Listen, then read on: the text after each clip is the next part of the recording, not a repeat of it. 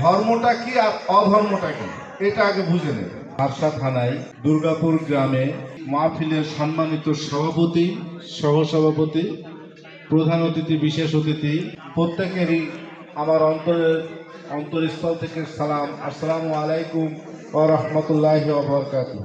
ধর্মটা কি আর অধর্মটা কি? ইবলিস যে কাজটা করে সেই কাজটা কি ধর্ম হতে পারে? না। ইবলিস যে কাজটা করে সেই কাজটা কি ধর্ম হতে পারে? না। নবীরা যে কাজটা করে সেই কাজটা কি অধর্ম হতে পারে? না। ভালো করে বুঝবেন, ইবলিস যে কাজটা করে সেই কাজটা ধর্ম হতে পারে না, আর নবীরা যে কাজটা করে সেই কাজটা অধর্ম হতে পারে না। কি এই বিশ্বাসটা আছে তো আপনার আমার ভিতরে? জয় গুরু। তাহলে ইবলিস কি করে? আদম সেজদা করে না। ইবলিস কি করে? আদম সেজদা করে না। আর নবী রাসূলরা কি করে? আদম সেজদা গ্রহণ করে, তাই তো? তাহলে ইবলিস যে কাজটা করে সেটা ধর্ম নয়,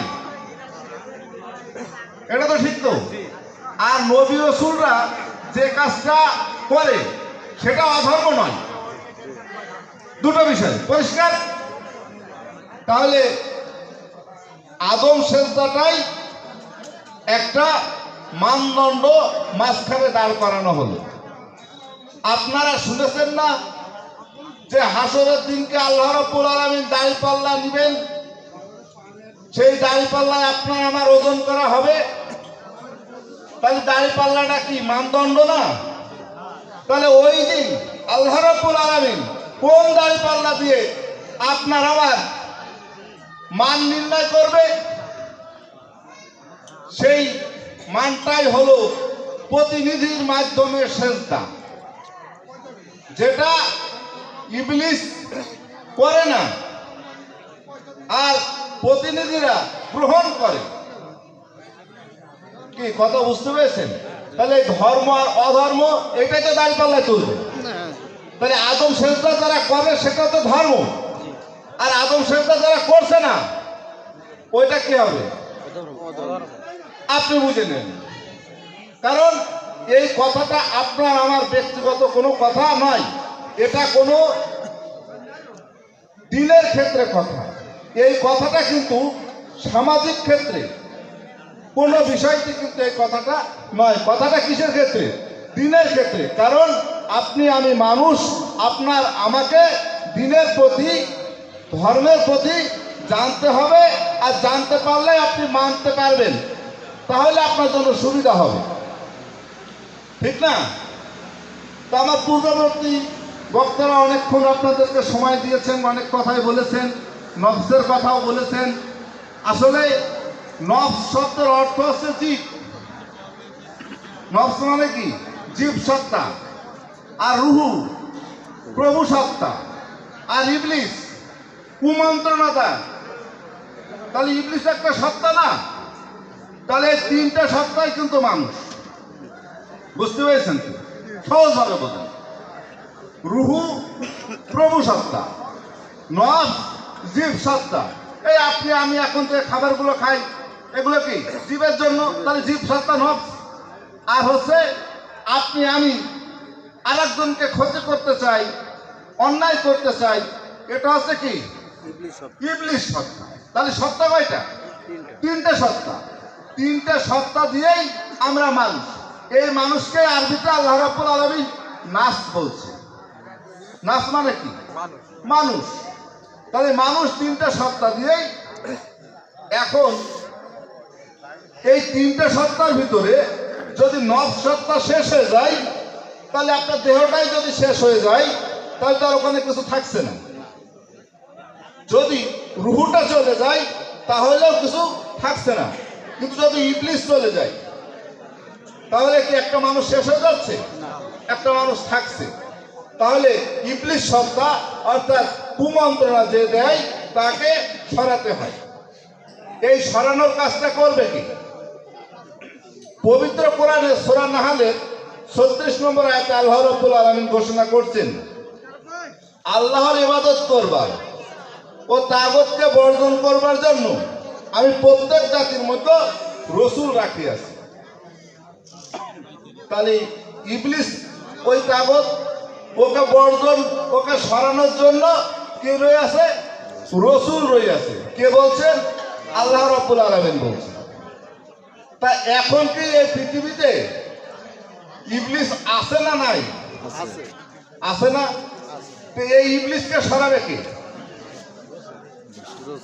আমরা যদি বলি যে মুহাম্মদ সাল্লাল্লাহু আলাইহি সাল্লাম পৃথিবীতে শেষ রসুল, এটা যদি আপনি আমি বলি, যারা বলছেন ধর্মযাজকরা বলছেন না, ওই ধর্মযাজকদের কাছে আমার একটাই প্রশ্ন, যে যদি মুহাম্মদ সাল্লাল্লাহু আলাইহি সাল্লাম শেষ রসুল হন, তাহলে বর্তমান সময়ে যে ইবলিসটা জীবিত আছে, এই জীবিত ইবলিসকে আপনার আমার কাছ থেকে সরাবেন কি করে?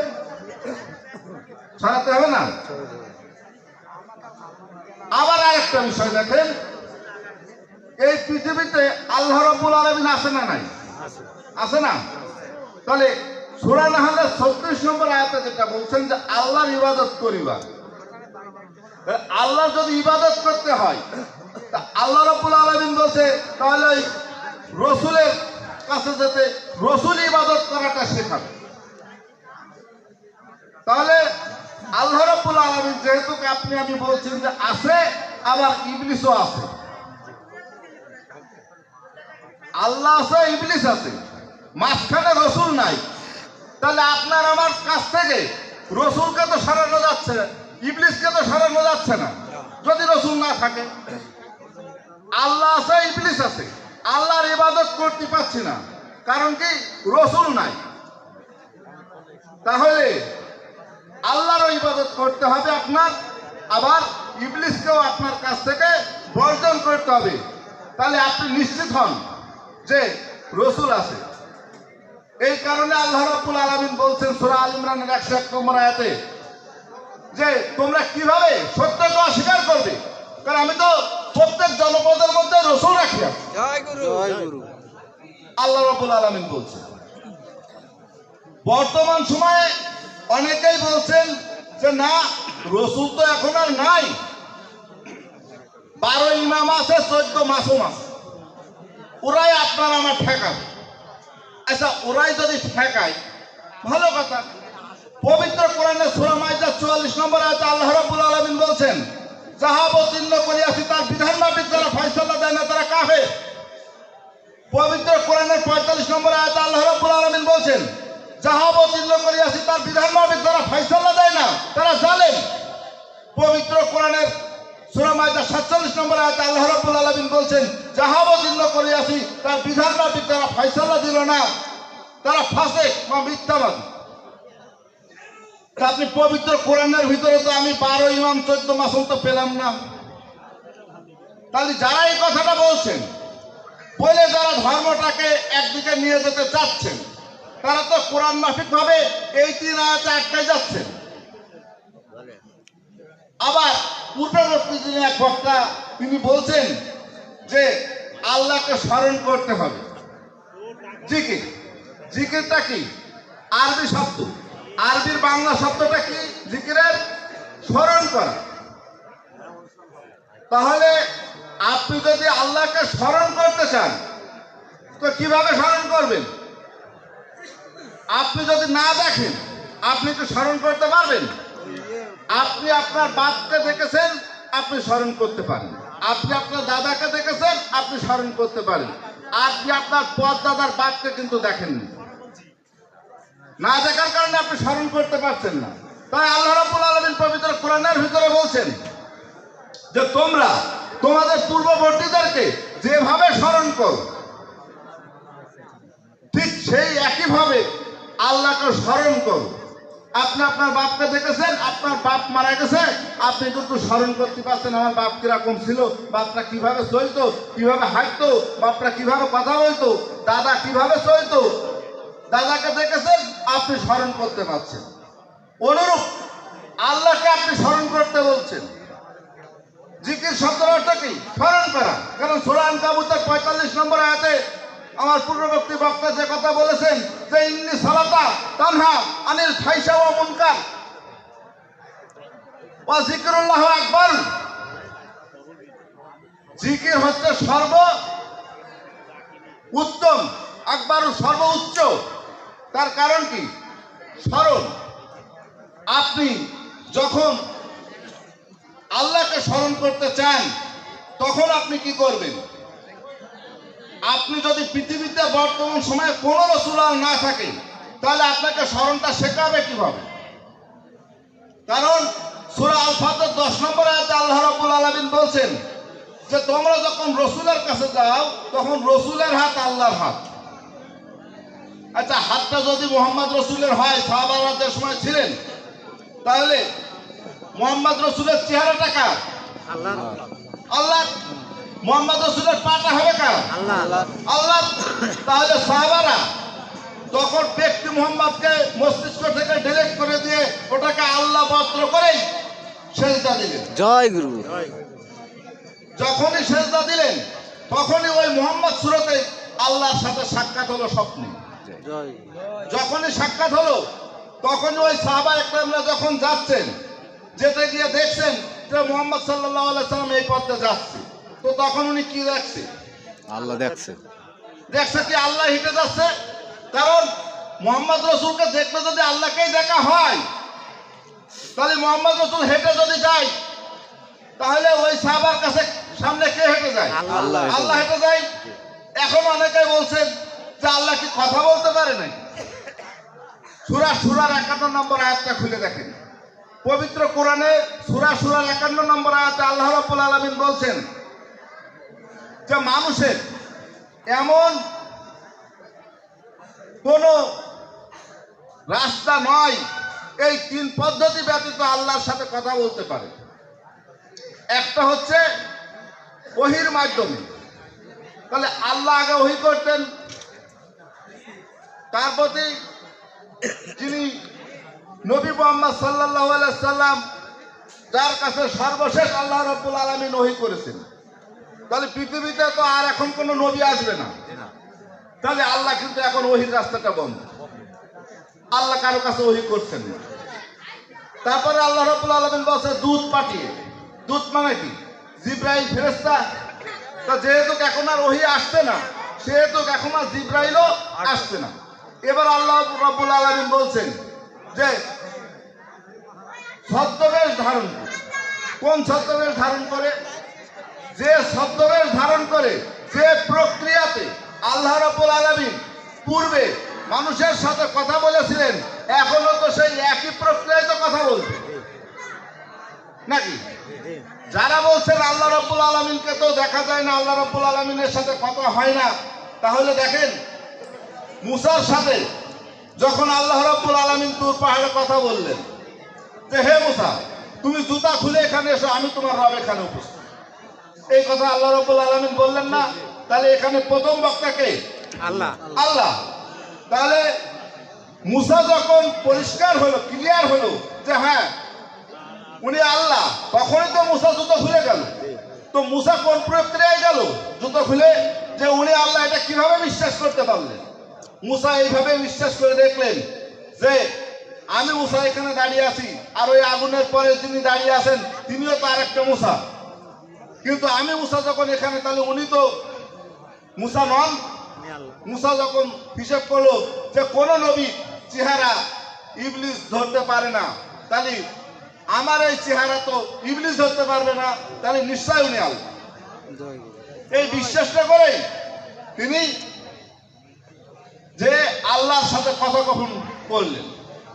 ঠিক একই প্রক্রিয়া সূরা নজমের ভিতরে নবী মুহাম্মদ সাল্লাল্লাহু আলাইহি সাল্লামের সাথে আল্লাহ রাব্বুল আলামিন তার নিঃসুরতে, নবীর নিঃসুরতেই দেখা করে কথা বলছেন। আর বর্তমান সময়ে যেহেতু পৃথিবীতে আর কোনো নবী আসবেন না, তাহলে থাকছেন কারা? মুমিন থেকে যে সমস্ত রসুলগণ থাকছেন, সমগ্র রসুল, এই রসুল সুরতের এই ছদ্মবেশে ধারণের মাধ্যমে মানুষের সাথে আল্লাহ রাব্বুল আলামিন কথা বলছেন। তাহলে আল্লাহ রাব্বুল আলামিনের বর্তমান সময়ে মানুষের সাথে কথা বলার যদি ওয়ে থাকে, না থাকে, তাহলে তো আল্লাহ কোনো মানুষের সাথে কথা বলতে পারবে না, ওখানে মানুষ শব্দ এসছে। তাহলে বর্তমান সময়ে যদি আল্লাহ রাব্বুল আলামিন কোন মানুষের সাথে কথা বলতে চান, তাহলে তিনি কোন রূপে ছদ্মবেশ ধারণ করবেন? তখন উনি একজন সম্মুখগুরু রসুলের ছদ্মবেশ ধারণ করে একটা মানুষের সাথে কথা বলবেন।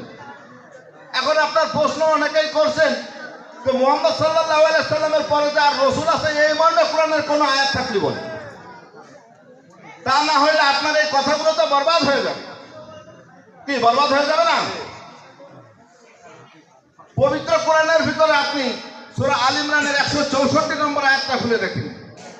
সূরা আল ইমরানের 164 নম্বর আয়াতে আল্লাহ রাব্বুল আলামিন বলছেন, আমি মুমিনদের প্রতি অনুগ্রহ করিয়াছি। কাদের প্রতি? মুমিনদের প্রতি।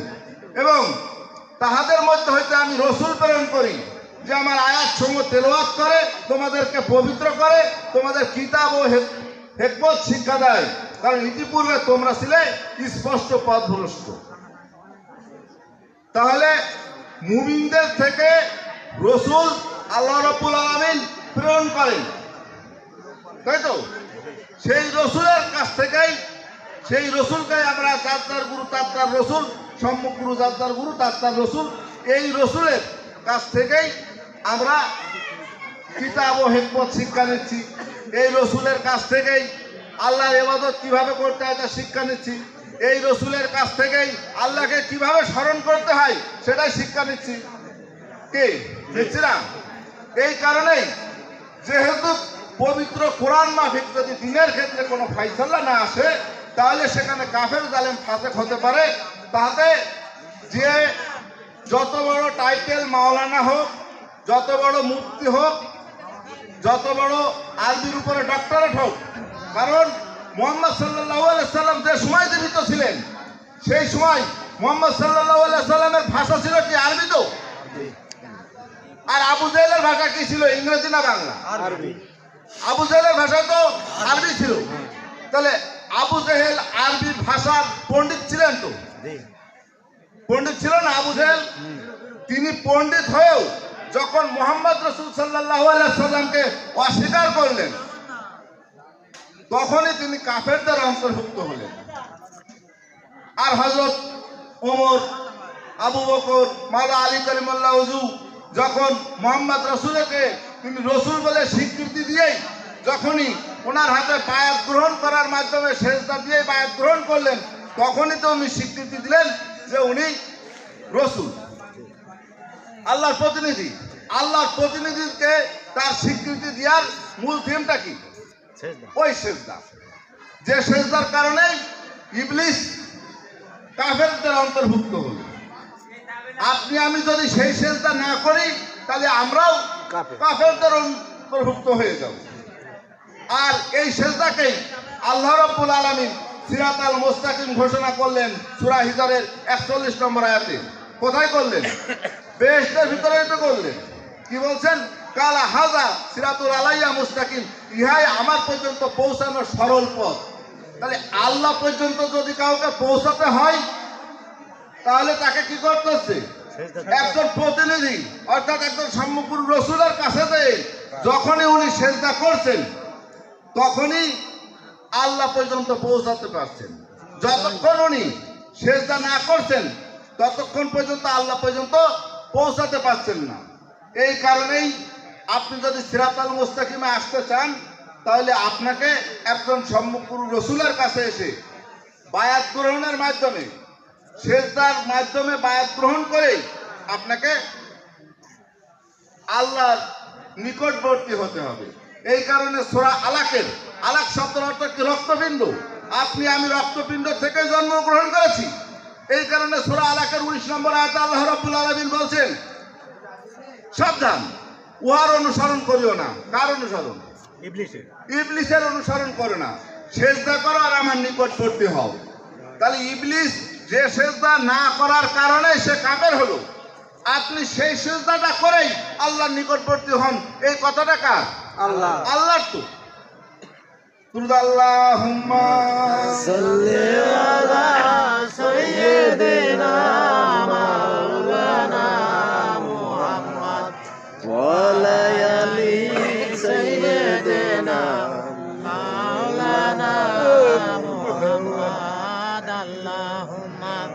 صل على سيدنا مولانا محمد وعلى آل سيدنا حبيبنا محمد বিসমিল্লাহির রহমানির রহিম। প্যারা হাজরিন, পিছন থেকে যিনি প্রশ্ন করছেন যে মুমিন হব সেটা কিভাবে, দেখেন পবিত্র কোরআনের ভিতরে আপনিও বিশ্বাস করছেন যে বর্তমান পৃথিবীতে মুমিন ব্যক্তি আছে নাকি? আপনি বিশ্বাস করছেন না? আমিও তো বিশ্বাস করছি। মুমিন হওয়ার ফর্মুলাটা কি? আপনি যদি একজন চেয়ারম্যান হতে চান তার ফর্মুলাটা কি? আপনাকে ইউনিয়নে ভোটে প্রার্থী হিসেবে দাঁড়াতে হবে, জনগণ আপনাকে ভোট দেবে। আপনি যদি সমস্ত প্রার্থীর থেকে উইনার হন তাহলে আপনি এই অত্র এলাকার চেয়ারম্যান হবেন এই ইউনিয়নের, নাকি? এটাই তো ফর্মুলা। ফর্মুলা এটা না? তাহলে মুমিন হওয়ার ফর্মুলাটা কি প্রশ্ন হতে পারে না? যিনি পিছনটা করছেন শোনেন, মুমিন হওয়ার ফর্মুলাটা হচ্ছে ওই সূরা নূরের ৬২ নম্বর আয়াতে আল্লাহ রাব্বুল আলামিন বলছেন যে তাহারাই তো মুমিন যারা আল্লাহ ও রসুলের প্রতি বিশ্বাসী। তাহলে আল্লাহ এবং রসুলের প্রতি বিশ্বাসী, ভালো করে বুঝেন। আল্লাহ বর্তমান তো, তাহলে বর্তমান আল্লাহর প্রতি আপনি বিশ্বাস করলেন। এখন আপনি দেখছেন আর রসুল নাই, তাহলে আপনি কি বিশ্বাস করতে পারছেন না? কারণ মুহাম্মদ সাল্লাল্লাহু আলাইহি সাল্লাম তিনি তো আজ থেকে 1450 বছর পূর্বে ওফাত হয়েছেন না? তাহলে আপনি তো ওনাকে এখন পাচ্ছেন না। না পেলে আপনি তো ওনাকে যখন পাচ্ছেন না, তাহলে আপনি বিশ্বাস করবেন কিভাবে? বিশ্বাস করতে পারছেন না। তাহলে আল্লাহর প্রতি আপনার বিশ্বাস আছে, কারণ আলা কুল্লি শাইইন, আল্লাহ সর্বত্র জায়গায় বিরাজমান, আল্লাহ রাব্বুল আলামিন আছে, এই বিশ্বাস আপনার আছে।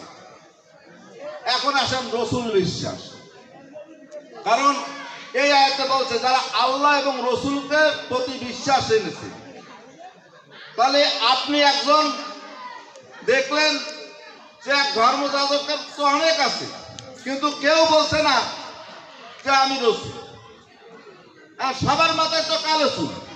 আপনি চিন্তা করছেন তাহলে আমি রসুলকে পাবো কি করে? একটাই সেন্টেন্স, যিনি সেজদা গ্রহণ করেন তিনি রসুল। জয় গুরু। যিনি সেজদা গ্রহণ করেন তিনি রসুল। আপনি সম্যকগুরু রসুল যিনারা সেজদা গ্রহণ করেন, যে কোনো একজন রসুলকে আপনি বিশ্বাস করলেন রসুল হিসাবে। তাহলে আপনার আল্লাহ বিশ্বাস হলো, রসুল বিশ্বাস হলো তো? এই বিশ্বাস হওয়ার পরে এবার আল্লাহ রাব্বুল আলামিন বলছেন যারা রসুলের সমষ্টিগত কাজে একত্রিত হয়। ভালো করে মনোযোগ দেবেন এখানে। রসুলের সমষ্টিগত কাজে একত্রিত হয় এবং রসুলের বিনা অনুমতিতে স্থান ত্যাগ করে না, তারা আল্লাহ এবং রসুলের বিশ্বাসী। পবিত্র কোরআনের ভিতরে আল্লাহ রাব্বুল আলামিন বলছেন এই কিতাব মুমিনদের জন্য, আল্লাহ রাব্বুল আলামিন বলছেন এই কিতাব জ্ঞানীদের জন্য, আল্লাহ রাব্বুল আলামিন বলছেন এই কিতাব ঈমানদারদের জন্য, বিশ্বাসীদের জন্য। তাহলে আপনি যদি বিশ্বাসী হন, আপনার বিশ্বাসটা আনতে হবে কোথায়? আল্লাহ এবং রসুলের প্রতি। যদি আপনি বিশ্বাস আনেন, তখনই সূরা নূরের ৬২ নম্বর আয়াতে আল্লাহ রাব্বুল আলামিন বলছেন তাহারাই তো মুমিন যারা আল্লাহ এবং রসুলের প্রতি ঈমান আনিয়াছে। তাহলে আপনি আল্লাহর প্রতি ঈমান এনেছেন, একজন সম্যকগুরু রসুলের প্রতিও বিশ্বাস এনেছেন, ঈমান এনেছেন। তার কাছে যে সেজদা ভক্তির মাধ্যমে বায়াত গ্রহণ করেছেন, করার পরে তার সমষ্টিগত কাজে আপনি একত্রিত হয়েছেন এবং তার অনুমতি বাদে যদি আপনি যান তাহলে আপনি আল্লাহ রসুলের বিশ্বাসী না, আপনি ইমানদার নন, আপনি মুমিন নন। এখানে মুমিন এবং বিশ্বাসী দুটো যে এই আয়াতে দুটো শব্দই আছে। এই দুটো হতে গেলে আপনাকে আল্লাহর প্রতি ঈমান এবং আল্লাহর প্রতি বিশ্বাস আনতে হবে।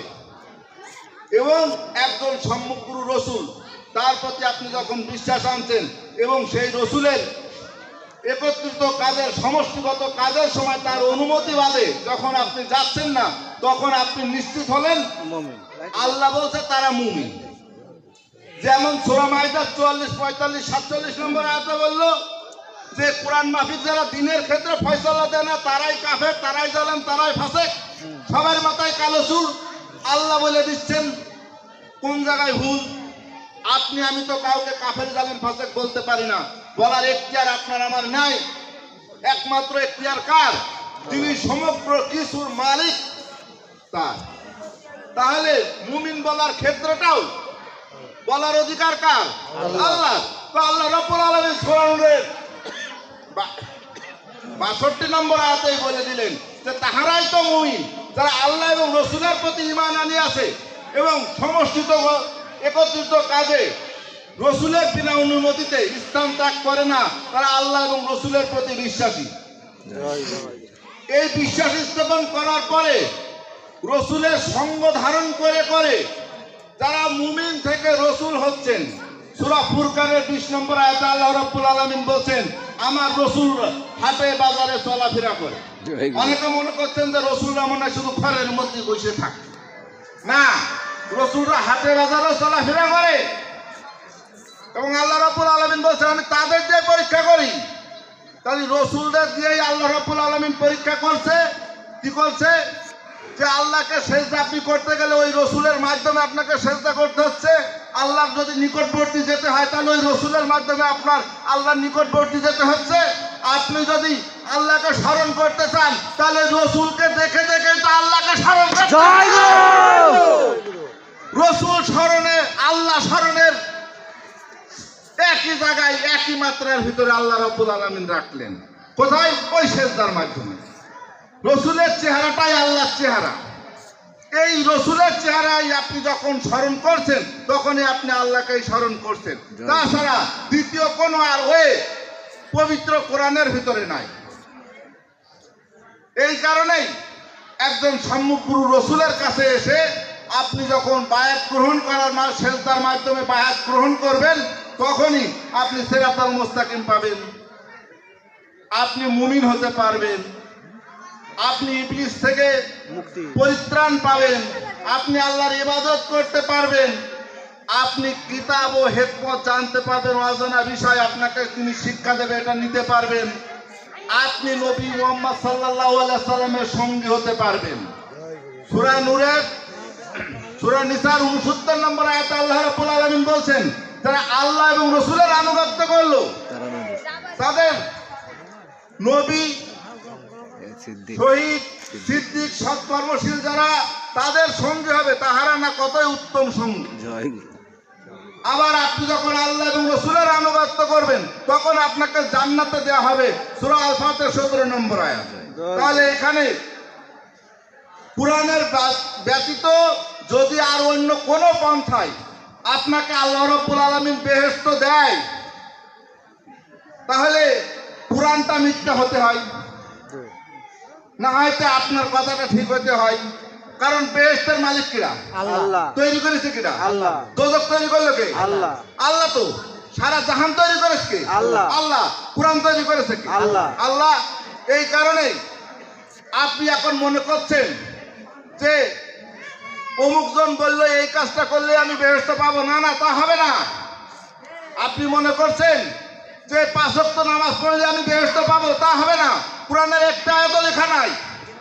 আপনি 5 ওয়াক্ত নামাজ পড়েন, 5 ওয়াক্ত নামাজ পড়ার সাথে আপনি সিরাতাল মুস্তাকিমটা খুঁজে নেন। কারণ 5 ওয়াক্ত নামাজ পড়াটাই তো অসুবিধা না, অসুবিধে না। কিন্তু আপনি যখন সিরাতাল মুস্তাকিম খুঁজে পাবেন, কারণ 5 ওয়াক্ত নামাজের ভিতরে তো আপনি সূরা ফাতিহা কতবার পড়ছেন? যতবার নামাজ পড়ছেন ততবারই তো পড়ছেন, ততবারই তো বলছেন ইহদিনাস সিরাতাল মুস্তাকিম, সিরাতাল লাযিনা আনআমতা আলাইহিম গায়রুল মাগদুবি আলাইহিম। এই 3টা আয়াত পড়ছেন না? তাহলে ওই 3টা আয়াতে তো আপনার চাওয়া যে আল্লাহ তুমি আমাকে সিরাতাল মুস্তাকিম তোমার পর্যন্ত পৌঁছানো দাও। এই কারণে অনেকে প্রশ্ন করে ফেলে যে বাবা এই এত ভালো কথা বলছেন যে ফকিররা দেখে ঠিকঠাক মতো তো নামাজ পড়ে না। যখন আপনি সিরাতাল মুস্তাকিমে পৌঁছে গেলেন, আপনি যেটা নামাজে চাচ্ছেন, পড়তে গিয়ে যেটা চাচ্ছেন, ওইটা যখন পেয়ে যাচ্ছেন, তখন আপনি আর কি চাবেন? জয় গুরু। তখন কি চাবেন? এই কারণে একজন সম্মুখগুরু রসুলের কাছে এসে সেজদার মাধ্যমে বায়াত গ্রহণ করলেই আপনার সালাত হয়ে যাবে। জয় গুরু। যখন একজন রসুলের কাছে এসে বায়াত গ্রহণ করলেন, তার আনুগত্য করলেন, আল্লাহর আনুগত্য করা হয়ে যাচ্ছে। সূরা নিসার ৮০ নম্বর আয়াত। যে রসুলের আনুগত্য করলো সে আল্লাহরই আনুগত্য করলো। জয় গুরু। আপনি যখন আল্লাহ এবং রসুলের আনুগত্য করলেন, আপনি তখন নবীর সঙ্গী হতে পারছেন। সূরা নিসার ৬৯ নম্বর আয়াত। জয়।